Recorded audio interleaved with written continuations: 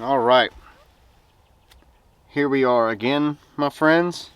Today we're going to be talking about things that we can forage in the southeast. This is all going to be edible things that either I like, they just taste really good, or they produce a lot for me. Like one thing, I added puffballs in here. I actually don't really like the way they taste, but they're they could potentially be a survival crop. So I'm adding stuff like that in here. There are things like, I wrote something down, like elderberries. Like, I'm not going to put elderflowers down here. You can't eat elderflowers.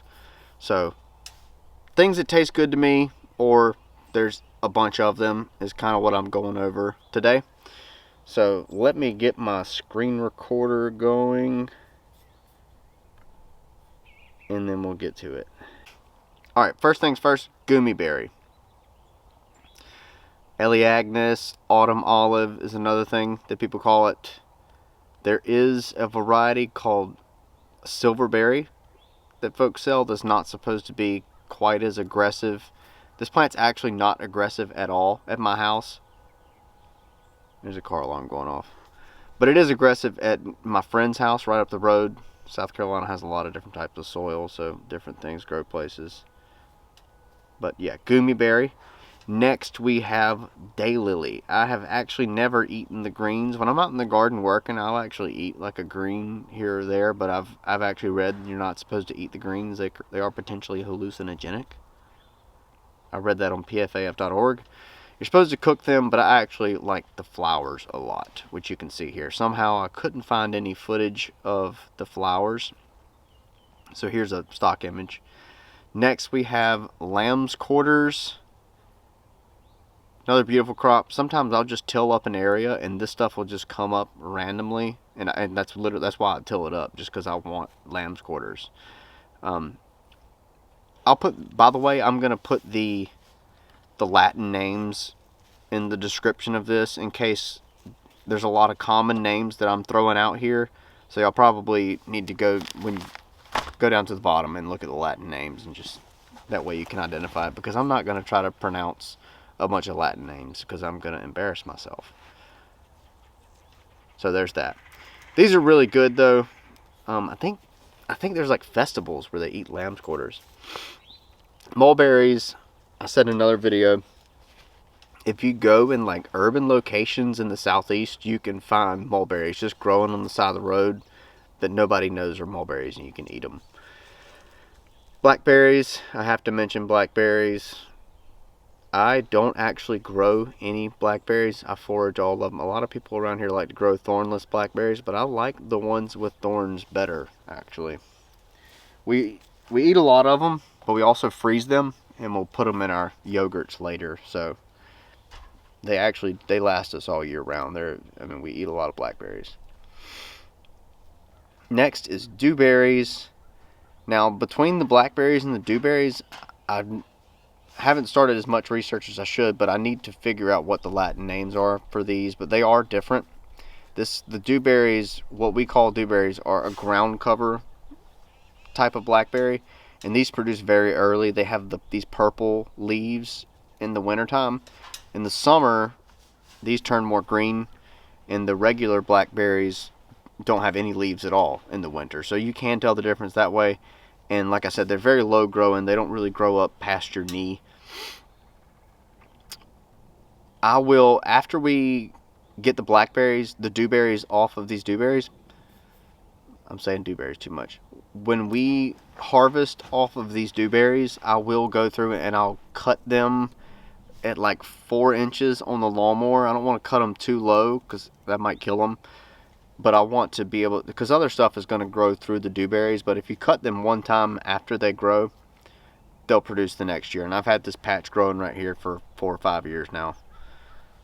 As I said, they have these purple leaves in the wintertime. They're really pretty. And little bitty thorns on them. The thorns are a lot smaller than the regular blackberries. This is a lion's mane. What is the Latin name? Hericium. Lion's mane is an easy mushroom to identify. And there are a couple species in the Hericium genus, bear's tooth, and there's one called coral something.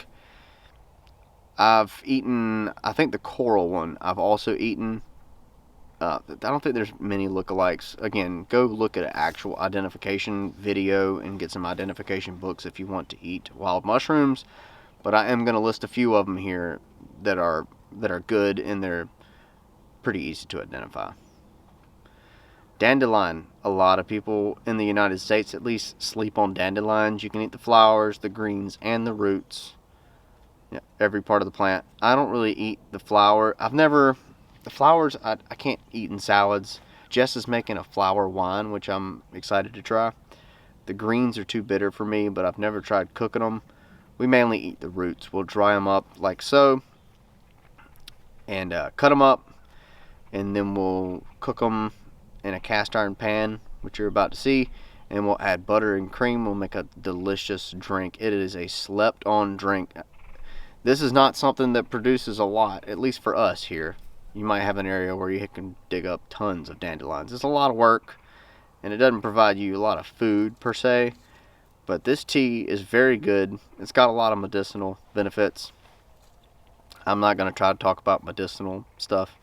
There's a really good video I'll put in the description. I think it was titled 29 Medicinal Plants for the Southeast, which y'all should check that out. It was really good. But yeah, that's what the drink looks like. We put it in a blender, blend it up. I think I actually have some in the house that I'm probably going to drink after this video. Wood-ear mushrooms. Another one that's super, probably one of the first mushrooms you should figure out how to forage. It should be wood ears. They grow almost every time of the year, and about any time you go foraging you can find wood ears or amber jelly rolls. I think amber jelly roll is the only thing, at least here in the Southeast, that looks like a wood ear. There's nothing poisonous that looks like it here. So I would recommend looking into these. We put them in broths and stews a lot. Chickweed. This video I actually took a couple days ago, and I have been eating this stuff a lot this time of year. It kind of kicks out during the summer, but yeah, you can eat this stuff fresh. It doesn't get bitter. Let me go back to that. And I will also eat this on salads and stuff. You can eat it plain. All right, making sure I'm still screen recording. Alright, next, chanterelles. A pretty easy one to identify. There is a look-alike called a jack-o'-lantern here in the Southeast. Again, I don't know mushrooms other places, but a good one you should try to learn. In the summertime you can find chanterelles pretty much all year round if you have a good spot. They're prolific. That's a whole pan of them with the wood ears there. Wild violet. Somehow I did not have a good picture or a video of wild violet, but it's very good, not bitter. These actually grow in the floodplains a lot where I go foraging, which is another reason I like violet, but I actually don't eat a lot of it because we have so much sun here. They cleared pines in this area back in 2020, so we don't have enough shade for violet. I do have some growing on the north end of my house, but it hasn't come up yet. It's February right now, so it has not come up yet, but I put it in here because it's a very good green, and you should try eating wild violet. It never has a bitter stage to it. Also a very pretty plant. I think you can eat the flowers. Don't quote me on that. I've always eaten the leaves. Pawpaws. If you can find a pawpaw patch, let me give you a tip. They grow in floodplains, and floodplains pretty much only unless they have been planted. If you find black walnuts, a lot of times you can find pawpaws. We have a lot of rivers around here. The Saluda River is close by, and there are pawpaw patches up and down the river. It's very hard to get from the river into the pawpaw patch. There's an edge effect going on there. If you're a permaculturist, you should know about the edge effect. It's very thick on the edges, so it's hard to get in there. Once you get in a pawpaw patch, it's very clear, and you can smell them when they're ready. They're a very strong, sweet smell. One thing I will say about pawpaws, be very careful if you cook them. If you cook them, you do have a potential to get sick. Taylor got sick. She made some pawpaw bread. We made pawpaw jelly, and it was good, and I've never experienced any sort of sickness. Oyster mushrooms. I'll also put this in the video on things to grow. I haven't found a lot of them recently. Like back in 2018, 2019, I found like 50, I'm not even lying, 40 or 50 pounds of oyster mushrooms at once. And here's me drying them with some amber jelly rolls. Didn't really put amber jelly rolls in here. They're kind of weird. They're good, but tasteless. Wood sorrel, oxalis. This one has the purple right here in the middle because it's growing in the shade. But this stuff grows in the sun as well. And it's usually pretty green when it's growing in the sun. But it looks like clover, but you can see it has the heart-shaped pattern. The clover does not have that heart shape. And this is not something that'll provide you a lot of sustenance, but it's a nice tangy taste, and it's really nice in salads. So wood sorrel. Puffballs, almost the last one. As I said in the beginning of this video, I don't really like puffballs, but you can harvest pounds and pounds of puffballs here if you like them. If y'all have a recipe that kind of tampers the flavor, they're such a strong flavor. I do have a lot of, I have these dehydrated, and we add them, like a couple of them, in stews and stuff, but I haven't found a good way to eat puffballs. We have both edible varieties here. There's a giant one, and I can't remember what the species is for this one, but we do have both of them here. This is the small one. This is not the giant one, but I have a lot of the giant ones growing at this property specifically. They are beautiful mushroom, though. Again, another easy one to identify. There is a poison one, but it's not white in the middle. You can only eat these if they're pure white in the middle. Again, look at identification videos. Don't take that from me. That's not what I'm trying to provide with this video. So, this thing right here, we have a little bonus one for y'all. This is called the fall line that goes up the southeast. And if you go below this fall line, it's all sand.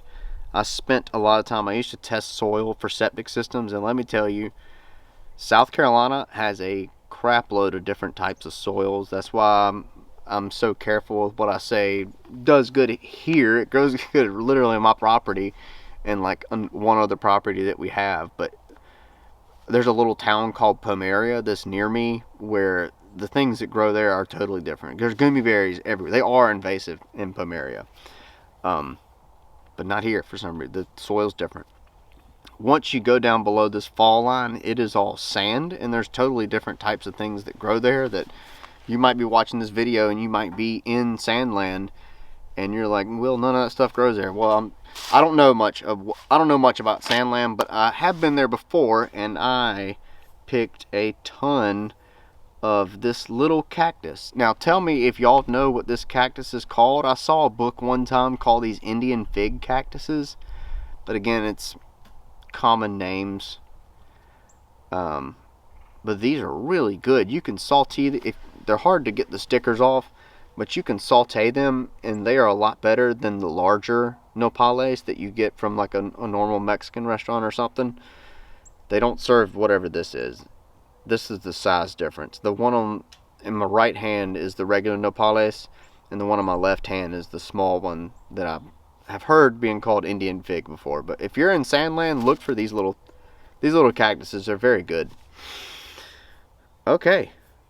Well, that's it. Again, if y'all have some stuff, I hope I didn't forget anything. There are a lot of different types of mushrooms that I forage that I didn't include in here just because they're hard to identify. But if y'all have some stuff that y'all think I should be foraging, I don't want to eat pine bark or anything. I know that is edible, but I want good stuff. So, yeah. I think that's a good start. Again, let me know in the comments if y'all know anything good, and then we'll move on to our next video. Thanks, y'all.